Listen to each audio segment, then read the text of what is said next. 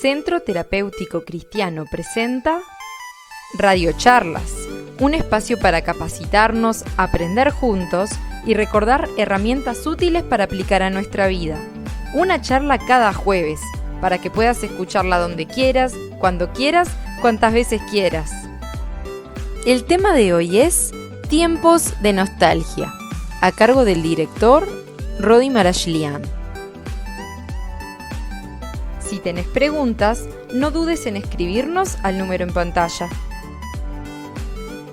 Esperamos que estos minutos sean de bendición para tu vida.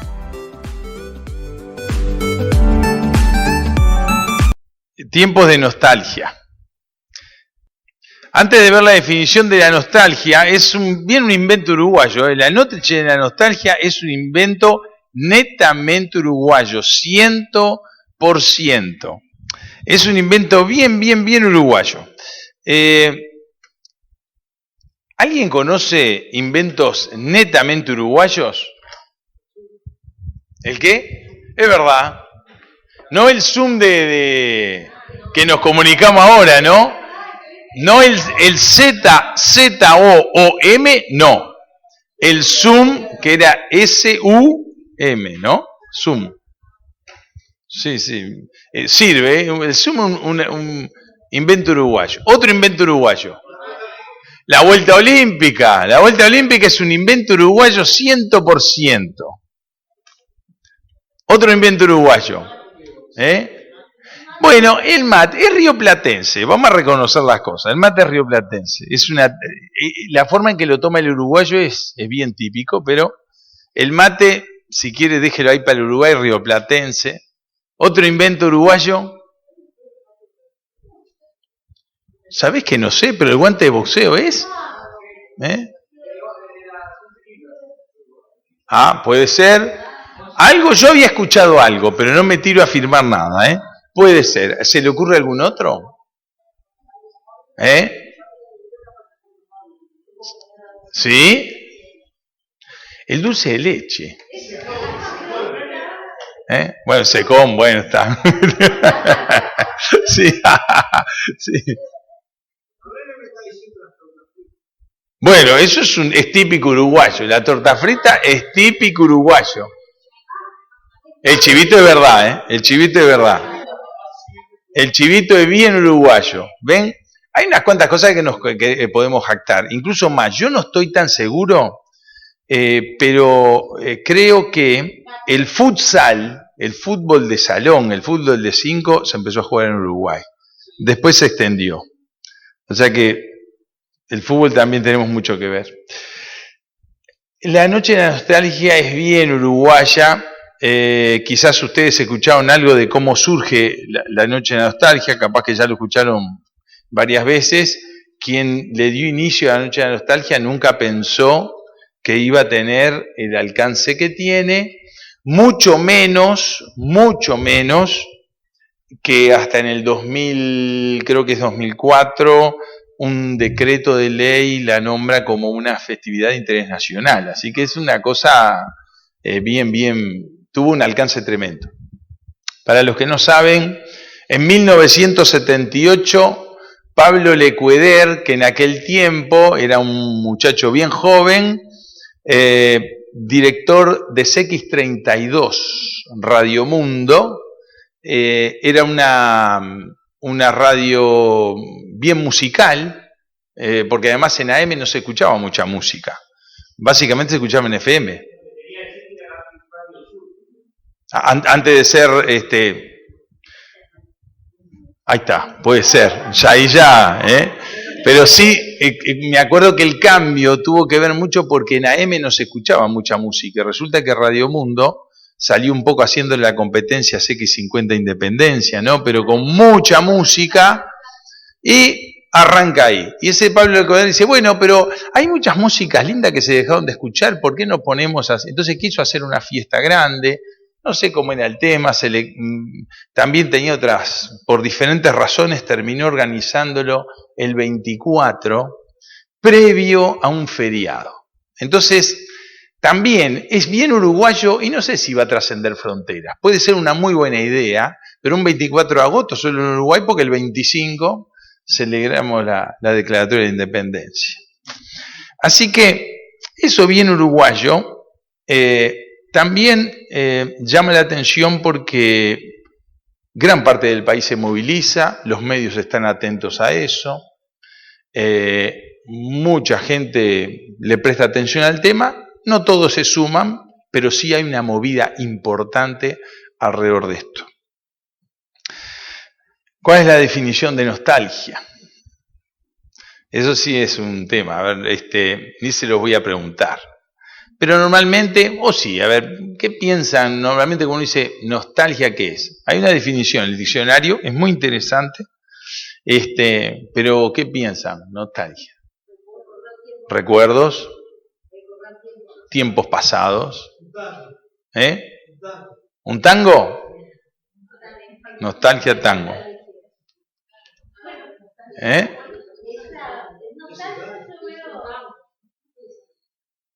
Para mí nostalgia cuando yo lo asocio como con un recuerdo pero con tristeza. Y yo, a mí me gusta, tener los recuerdos, pero ya no tengo tristeza. O sea, me gusta saber que viví eso y no lo bien.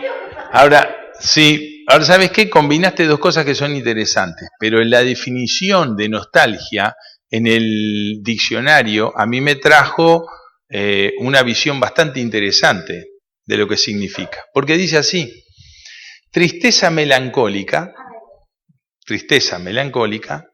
originada por el recuerdo de una dicha perdida. Entonces no es solo tristeza por cosas porque no es la tristeza de cosas que no anduvieron bien. La nostalgia tiene que ver con el recuerdo y claro, como es algo que ya pasó y que no lo voy a retomar, entonces, pero siempre es un recuerdo grato. La nostalgia lo que tiene que es un recuerdo grato. Recuerdo de una situación pasada que estaba revestida de dicha. O sea, es algo que recuerdo con alegría. Por eso hay muchas personas que además salen a bailar normalmente, y algunos dicen que es la única vez del año que salen a bailar, porque normalmente no salen. Y le suman un montón de otras cosas más, porque también eso genera mucha, vamos a decir, tratando de recordar momentos disfrutables, lindos, y que yo los quiero traer al presente de una manera u otra. Ahora, las épocas cambian y siempre nos vamos a ver enfrentados a cambios. O sea, en la medida que se generan que pasan las épocas, se generan cambios y esos cambios hacen que yo también vea cómo transcurre el tiempo para mí. Y eso no hay más remedio, ¿no es cierto? Lo vemos en nosotros, pero cambian las artes, la música no es la misma. Siempre muchos van a decir, bueno, música era de mis tiempos. Bueno, pero eso hay que escucharlo a los jóvenes. Los jóvenes van a decir eso, escuchá, por favor, ¿no? Pero cambian, la música cambia, y seguramente mis hijos hoy valoran una música que seguramente cuando ellos crezcan, y si Dios les concede tener hijos, los hijos van a decir, viejo, mira las cosas que escuchabas vos, ¿no? Y es así, porque son cosas que van acompañando los procesos generacionales y los cambios, para lo cual tenemos que estar preparados.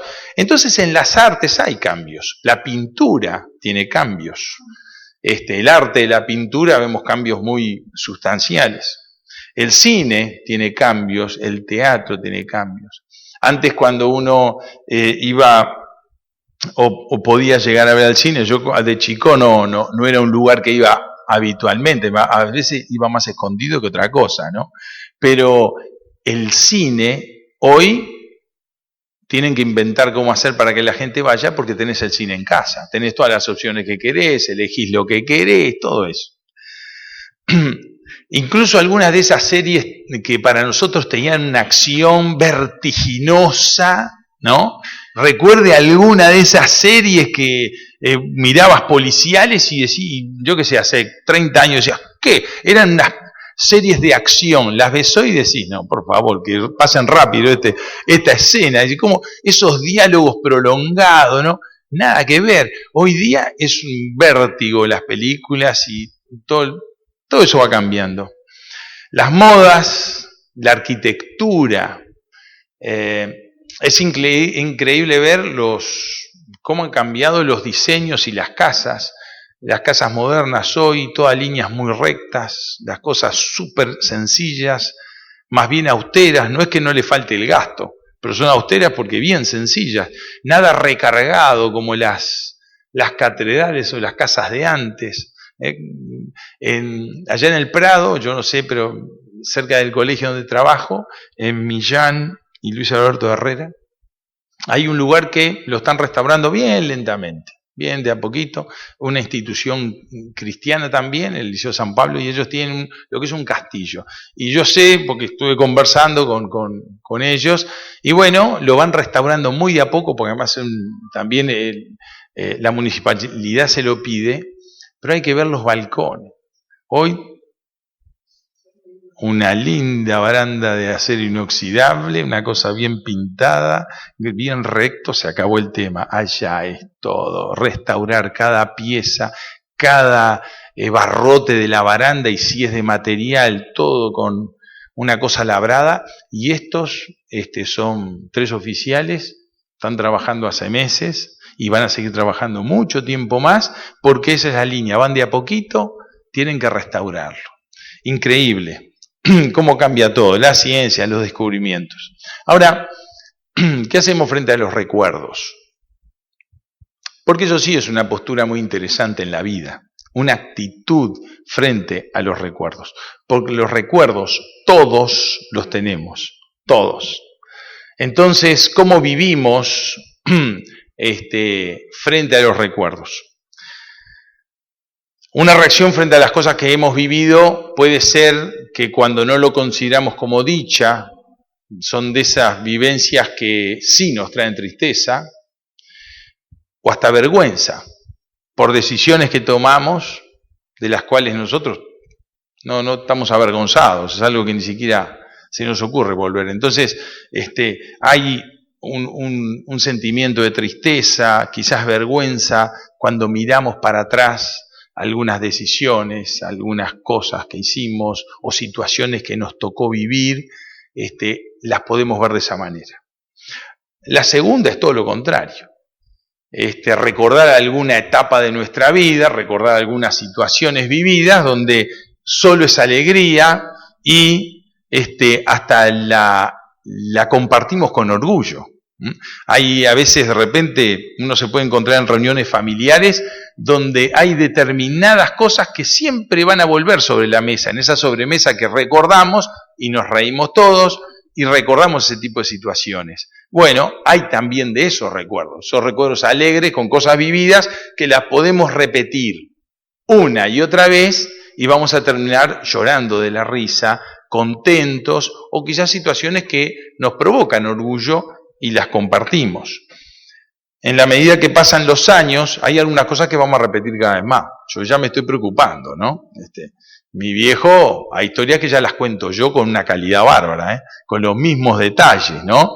Y bueno, son de esas cosas que uno cuenta con orgullo. Y bueno, vamos a ver cuando mis hijos me empiecen a decir, papá, mirá que eso ya lo escuchamos varias veces, y después ya no me van a decir nada. Ahí está, me voy a dejar terminar. Y por otro lado, también está esos otros recuerdos, situaciones que sí las vivimos quizás con frustración, porque era algo que perdimos, que era lindo, que lo disfrutábamos y bueno, ¿por qué dejamos esa situación? Y quizás a veces la nostalgia entra muy dentro de esto.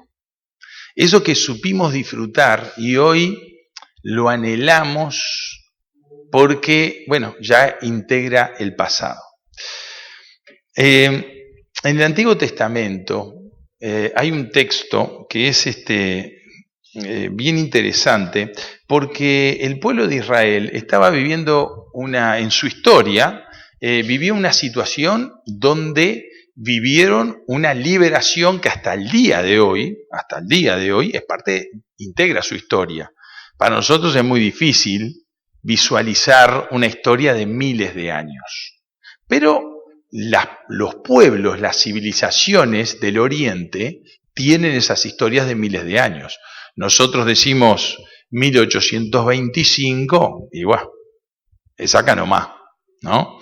Piensen que estamos en el 22, ¿no? Dentro de 3 años,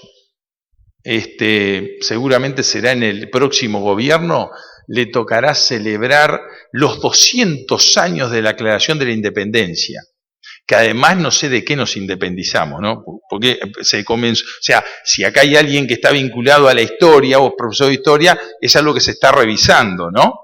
Es muy interesante, por supuesto que hubo un intento o un deseo de independencia, pero para nada era Uruguay lo que iba a quedar independiente, no era otra cosa, Uruguay quedó formado después.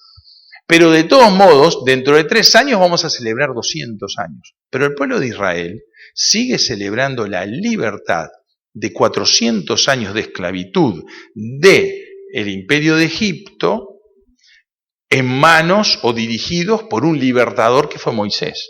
Y eso es parte integrante de su historia. Y ellos, la historia relata, y en Éxodo, capítulo 16, texto 3, dice que habían sido libertados, incluso en situación milagrosa como atravesar el Mar Rojo, realmente cruzaron el Mar Rojo de una manera milagrosa, y luego el ejército quedó anegado por las aguas, el ejército egipcio. De hecho, la historia confirma que uno de los faraones de Egipto, esto no son confirmaciones que están en la Biblia lo da porque es verdad, pero la historia misma confirma que uno de los faraones de Egipto murió por ahogamiento. Y hay un montón de registros históricos que reafirman estas verdades bíblicas.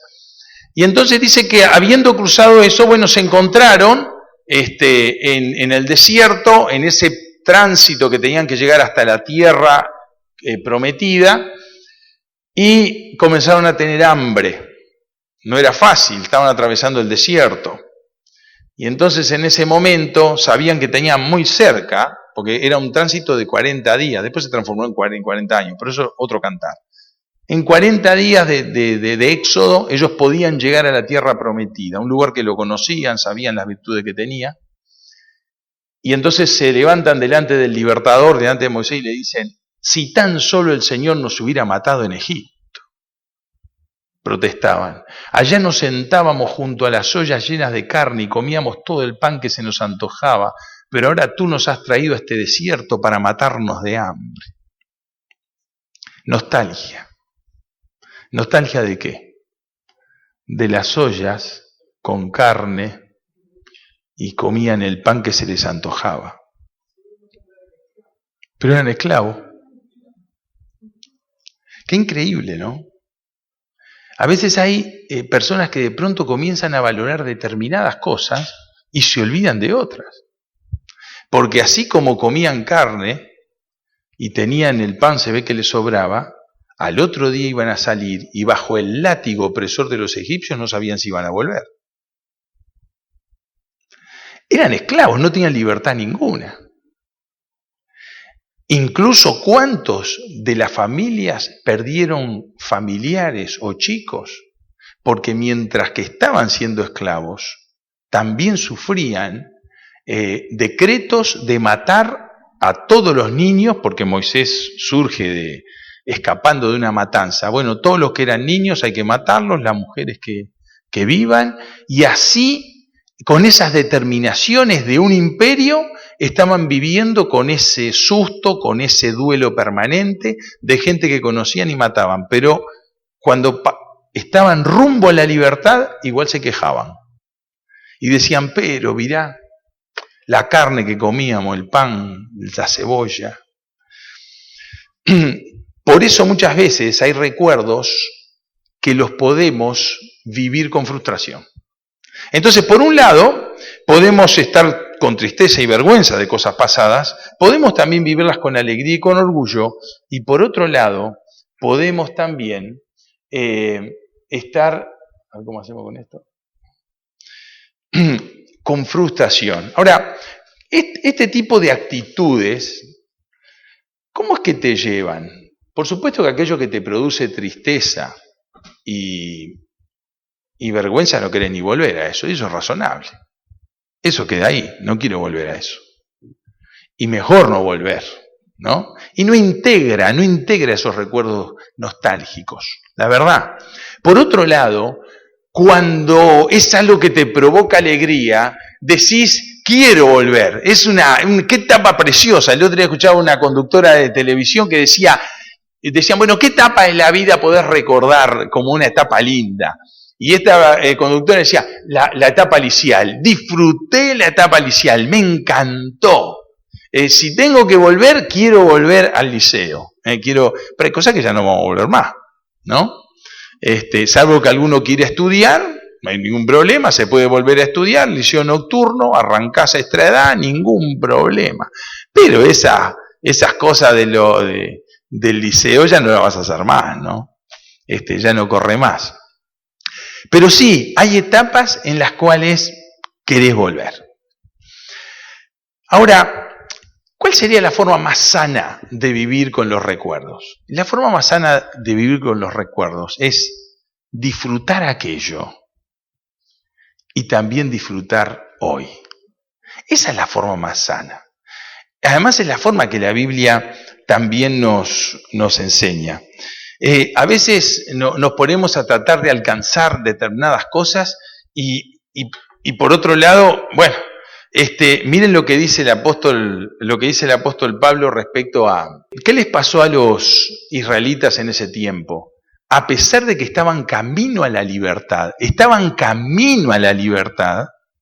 se estaban quejando de lo que les tocaba vivir. No valoraban ese tránsito a la libertad. A veces hay personas que les extienden una mano, están en medio de una situación con una perspectiva de futuro tremenda. No importa la edad, no importa la situación de vida que estás viviendo. Seguramente se te abren puertas donde hay un futuro, bueno, ese es un lugar precioso, se me está abriendo una oportunidad. Sin embargo, seguís trancado ahí en un lugar mirando para el pasado y acordándote de esas cosas que te provocaban cierta satisfacción pasajera, pero te olvidás de un montón de situaciones que te tenían mal. Entonces, el apóstol Pablo dice, no pierdas el tiempo discutiendo sobre ideas mundanas y cuentos de viejas, dice. En lugar de eso, entrénate para la sumisión a Dios. Lo que está diciendo es, Dios es el uno, pero Dios tiene cosas importantes, hay un estilo de vida. Dios dice, mira, el que a mí me obedece encuentra el sentido de la vida. Entonces, qué bueno es poder decir, bueno, entrenate para la sumisión a Dios. Ahora, cuando usa la palabra entrenate, también va para el lado, entonces habla del ejercicio. Entonces, en otra versión, la versión más conocida, dice, el ejercicio corporal de poco aprovecha, dice la versión más conocida, ¿no? La Reina Valera. Ahora, no dice que no sirve para nada, dice el ejercicio corporal de poco aprovecha. Dice, el entrenamiento físico es bueno, pero hay algo mejor. Entrenarse en la sumisión a Dios es mucho mejor. Hay muchos que se pasan pensando en pequeñas dichas pasadas y no valoran este camino de libertad. Y quizás dicen, bueno, pero Dios te está ofreciendo algo mejor, entonces disfruta hoy y pensá todo lo que viene para adelante. Entonces el apóstol Pablo dice, el entrenamiento físico es bueno, pero lo contrapone ¿con qué? Porque el entrenamiento físico te hace mejorar aspectos físicos que necesitas para estar bien físicamente. Pero por otro lado, hay muchos que descuidan toda esa parte del entrenamiento espiritual. Dice, porque eso tiene una gran ventaja. Para cualquier cristiano y cualquiera que dice que hay que creer en Dios y que cree en Dios, tiene que ver que entonces su vida no se acaba acá. porque Dios vino para que tengamos vida y vida en abundancia, y que nuestra vida también, aquel que reconoce a Dios como el Salvador de la humanidad, sabe que tiene vida eterna. Esa es una verdad bíblica. Entonces, dice, mira, el entrenamiento físico es bueno, pero entrenarse en la sumisión a Dios es mucho mejor. ¿Por qué? Porque promete beneficios para esta vida y para la vida que viene. No es solo algo que se agota acá. Es mejor, es provechoso, porque no solo te proyecta acá, sino que para más adelante. Y por otro lado, ahí está el apóstol Pablo en un texto que es extraordinario, es realmente bueno. En Filipenses, capítulo 4, texto 12, está escrito a los que vivían en Filipos y estaban pasando momentos muy, pero muy difíciles. Estaban siendo perseguidos simplemente porque pensaban diferente. Era realmente una persecución ideológica. Pensaban distinto y los perseguían. Y Pablo dice, miren, no se queden con los momentos difíciles que están pasando. Dice, miren, a mí me ha tocado vivir con casi nada o con todo lo necesario. He aprendido el secreto de vivir en cualquier situación, sea con el estómago lleno o vacío, con mucho o con poco. En otra versión, y es una palabra que me gusta también, dice, he aprendido a estar contentado. Y si hay algo, una palabra que a cualquier cristiano verdadero lo tiene que distinguir, es el contentamiento. Porque el contentamiento, para que lo tengamos como definición, es estar feliz, contento como estoy hoy, no conforme. La vida del cristiano es una vida de progreso, eso fue siempre así. Los países protestantes fueron países progresistas. Siempre. Agarren la historia y lo van a ver. Los países protestantes fueron países progresistas. Dios dice que no es que te tenés que conformar hoy. Tenemos que ser personas de trabajo, personas de proyecto, personas que miramos para adelante. Pero no podés estar hoy parado quejándote como le pasó a los egipcios. Estaban acá, estaban rumbo a la libertad y se estaban quejando de lo que no tenían de una vida de esclavos. Tremendo. Entonces, ¿qué es lo que nos pasa muchas veces cuando entra todo ese tema de la noche de la nostalgia? Miramos aquello, valoramos solo lo pasado, algunos momentos de dicha, porque es así, pero nos olvidamos quizás de la situación que rodeaba a esa dicha pasajera y ni siquiera disfrutamos lo de hoy. Se sale a disfrutar tratando de agarrarse de recuerdos. Qué lindo es poder disfrutar cada etapa de la vida. Yo tengo que dar gracias a Dios por la formación que recibí de chico. Y en particular mis padres siempre insistieron en que es importante valorar lo que hoy tenés. Lo que hoy tenés. Y qué bueno es poder disfrutar. Yo tengo gratos recuerdos de cada etapa de mi vida. Si a mí me pregunta usted, ¿a cuál querés volver? Yo qué sé. Tanto me da. De hecho, no puedo volver. Pero hay etapas de mi vida que las disfruté mucho. Y hay cositas en cada etapa de las cuales preferiría no volver. Pero en cada una de ellas, me acuerdo de las dos, me acuerdo de cosas que prefiero no volver y de otras que sí prefiero volver. Entonces, qué bueno es que nosotros, y es el deseo de que en esta noche podamos nosotros tener una actitud como la de Pablo. Sé vivir con casi nada y con todo lo necesario. Eso, hay que decir eso, hay que decirlo. Pero eso te prepara para la vida. Porque hay veces que nosotros no podemos controlar muchas cosas. Hay cosas que están fuera de nuestro control. Y cuando de pronto pasan circunstancias de crisis que nos abaten, ¿estás preparado para enfrentarlo eso? Y a veces cuando tenés un montón, porque hay momentos de viento a favor y que las cosas van demasiado bien, ¿también estás preparado? Porque hay gente que la abundancia le hace mucho mal. Hay gente que la abundancia se pierde ahí. Incluso hasta pierde el sentido de solidaridad con el otro. ¿Cuántas cosas se pierden Entonces, qué lindo es que sepamos vivir de una manera o de otra. Si vos te parás solo mirando para atrás y diciendo qué cosas lindas que me tocó vivir y hoy todo esto es una desgracia, no es la mejor postura. La mejor postura es la de Pablo. Mira, yo en donde me toque vivir estoy contentado. Y ese contentamiento es un carácter precioso del cristiano. Lo otro que tenemos que también asumir es que todo cambia. Todo cambia. Y tenemos que recibir los cambios y disfrutarlos, examinándolo todo y reteniendo lo bueno. Examinarlo todo y retener lo bueno. Mirá, hay un montón de cambios que vienen y vienen. Bueno, examina todo y retener lo bueno. Y lo bueno de hoy, quédatelo, porque lo vas a disfrutar mucho. Y también vamos a recordar las cosas viejas. Mirá, en el 24 allá en la iglesia hicimos una noche de matrimonios. Y así como ahí atrás pusimos algunos recuerdos, trajeron un montón de cosas de antes. Era muy divertido. La verdad, fue divertido.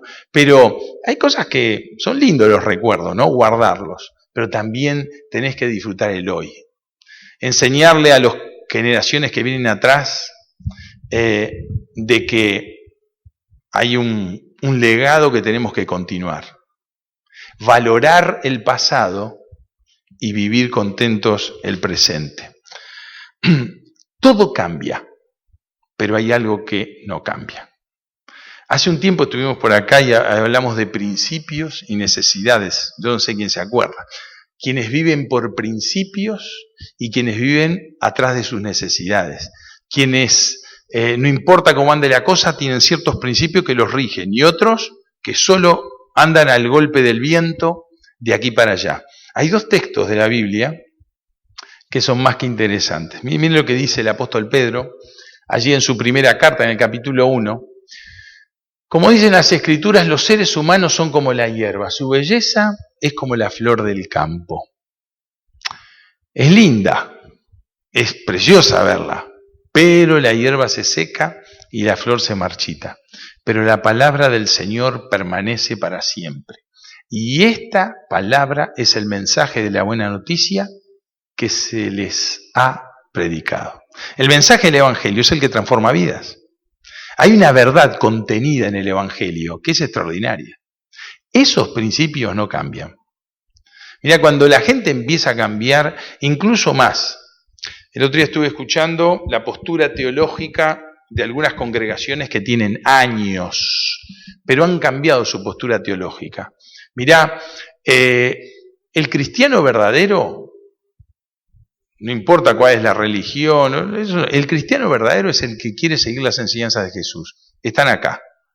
El que le quita autoridad a la Biblia, no sé qué tipo de cristianismo quiere seguir. Sin embargo, hay distintos grupos de iglesias o congregaciones que comenzaron a minar la autoridad de la Biblia, cuestionando algunas cosas. Bueno, esto hace 2000 años. El tema es que se van quedando sin base, porque se están recortando el apoyo de la fe. Sin fe es imposible agradar a Dios. Si yo recorto el apoyo de mi fe, entonces no sé en qué Dios voy a buscar. Mira, todo cambia, todo pasa, las épocas, las costumbres, las modas, pero la palabra de Dios permanece para siempre. Es bueno esto, y es bueno tenerlo como referencia. Es un buen consejo. Por otro lado, miren lo que dice Pablo, más adelante dice, este mundo se acaba junto con todo lo que la gente tanto desea, pero el que hace lo que a Dios le agrada, vivirá para siempre. Dios dijo que tenemos una vida acá y hay una vida eterna que nos espera, pero también hay una condenación, así que mejor llevarse bien con Dios. Hoy venía, no sé, ahora voy a ver el informativo, pero es un fin de semana con muchas actividades y entonces terminó la reunión de la mañana y con el grupo de adolescentes de la iglesia se quedaron almorzando ahí en el centro juvenil. Bueno, vamos al Parque Rodó, eso ya estaba planificado, todos para el Parque Rodó. Cuando volvíamos para acá, y yo tenía que volver rápido, porque después tenía que venir acá con ustedes, había un trancazo de tráfico en Tres Cruces bastante importante, bien importante. En la entrada allí donde todos los ómnibus entran para ir a... Pero cuando cruzamos, de pronto empezamos a ver alguna ambulancia, algún patrullero. Dijimos, papá, bueno, acá hubo algún accidente. Y uno mira. No vimos mucho, salvo que había una sábana blanca tapando un cuerpo en la calle. Tremendo. No sé quién estaba en ese lugar. Pero de pronto esa persona dejó este mundo con todo lo que deseaba. ¿Cómo se va a enfrentar a la eternidad? La nostalgia nos hace vivir mirando el pasado. Sin embargo, tenemos que disfrutar de las cosas lindas y recordarlas con alegría, disfrutar del presente y proyectarnos al futuro. El pueblo de Israel se sentó a quejarse de lo que no tenía, de un pasado que era esclavitud, y dejó de mirar con alegría un futuro que le esperaba mucho mejor, independiente, autónomo, solo que tenía que pasar por un periodo de un poco de sufrirla. Eso era así. Qué interesante, pero el que hace lo que a Dios le agrada, vivirá para siempre. Todo cambia, pero hay cosas que no cambian. Y las verdades de Dios no cambian. Y acá en el CTC seguimos diciendo que hay una forma cristiana de vivir que sirve, le sirve a la persona, le sirve a la familia, le sirve a la sociedad. Solo termino, no está acá, leyendo un texto que es bien interesante, porque se da una situación en la vida de David. David fue el rey más importante que tuvo Israel, porque hizo un reino, creó un reino bien amplio, bien grande, muy poderoso, y logró vencer cuanta cosa había en la vuelta. Él era un buen guerrero, armó un buen ejército, venció todo lo que tenía, entonces trajo un tiempo de paz y de grandeza. Y dijo, yo quiero edificar el templo, porque hasta ahora Israel no tenía templo. Les quiero decir por las dudas, para los que les gusta algunas cosas proféticas, como algunas mezquitas para los musulmanes son re importantes, para los judíos el templo de Jerusalén es icónico. Y de hecho fue destruido en un determinado momento, se reedificó, por los años 70 después de Cristo, se volvió a destruir y hasta ahora nunca se edificó. Pero dicen que está todo pronto para su edificación. Cuando lo edifiquen se va a armar un tole que no quieran saber, ¿no? Porque el lugar de la edificación es con la mezquita que está ahí en el centro de Jerusalén. No quieran ni pensarlo. Pero le pongo en contexto porque realmente los judíos quieren volver a edificar ese templo, del que ahora yo les voy a leer, nada más, de su primer momento. Y David dice, bueno, yo le quiero edificar un templo a Jehová porque a mí me ayudó mucho. Y entonces, en ese texto de Primera Reyes, mire cómo miraba para adelante, no con tanta nostalgia, Salomón su hijo. Porque Jehová le dijo, mira, ¿sabes una cosa? Hiciste un montón de cosas, pero esto no te toca a vos. Esto no te toca a vos. Acá hay una cuestión generacional. Hay una cuestión generacional. No mirar quejándose para el pasado, sino proyectarse, incluso no solo en mi vida, en lo que me siguen a mí. Y así, con estas palabras, Salomón relata esta transición. Y quiero solo leérselas. Después Salomón dijo, estaban dedicando el templo, y Salomón hace una especie de resumen, está parado delante de todo el pueblo. Después Salomón dijo, mi padre David quería construir este templo para honrar el nombre del Señor, Dios de Israel. Estoy leyendo el libro de Primera Reyes, en la Biblia del Antiguo Testamento, capítulo 8, texto 17. Pero el Señor le dijo, tú querías construir el templo para honrar mi nombre, tu intención es buena, pero no serás tú quien lo haga, será uno de tus hijos quien construirá el templo para honrarme. Salomón dice, ahora el Señor ha cumplido la promesa que hizo, porque he llegado a ser rey en lugar de mi padre y ocupo el trono de Israel tal como el Señor lo prometió. He construido este templo para honrar el nombre del Señor Dios de Israel. ¿Sabe lo que Dios quiere que seamos? Protagonistas. David fue protagonista. Su hijo Salomón fue protagonista. ¿Eran perfectos? No. La Biblia registra un montón de fallas y errores, pero Dios quiere que seamos protagonistas. El que vive nostálgicamente mirando para el pasado nunca va a ser protagonista. Nunca. ¿Por qué? Porque solo está atado por dichas pasadas y no disfruta de las dichas presentes. Lo lindo de la nostalgia es que recordamos dichas pasadas y es lindo recordarlas, pero no podés quedarte ahí nada más, sino que Dios nos llama a que disfrutemos de todo lo que nos toca, pasado, presente, miremos con esperanza el futuro y tenemos que ser protagonistas. Viví el hoy con un espíritu de protagonismo. Que el Señor les bendiga.